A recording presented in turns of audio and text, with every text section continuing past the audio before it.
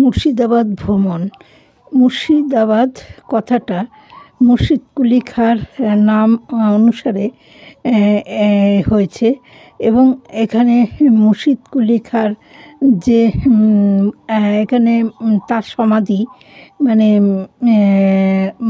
কাটরা মসজিদ, তার নিচে এই মুর্শিদ কুলি খাঁর কবরস্থান এবং এখানে তিনি আর কি ওই কবরস্থানকে বলেছেন যে যে ভালো মানুষ, যারা পবিত্র মানুষ, এই তার কবরের ওপর দিয়ে যাতে ওপরে যায় তার জন্য তিনি ধন্য হবেন, এই জন্য ওখানে সেই কবরস্থানটা করেছেন।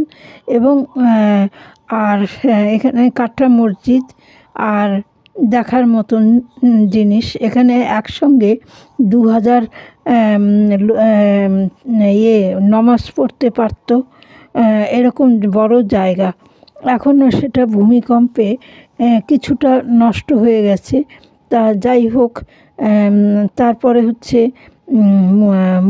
মীর জাফরের কবরস্থানগুলো, এখানে সেই 1100 কবরস্থান আছে, তার ছেলে এবং পরিবার সবাই মিলে ওখানে রয়েছে একই জায়গায়।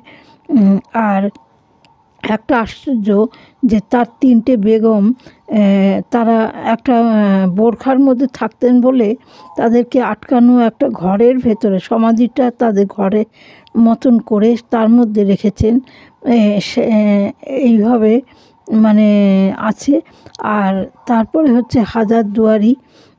হাজারদুয়ারি যিনি তৈরি করেছিলেন, আমরা জানি, শুনেছি যে সিরাজদৌল্লা হয়তো করেছেন, কিন্তু না, অন্য একজন করেছেন।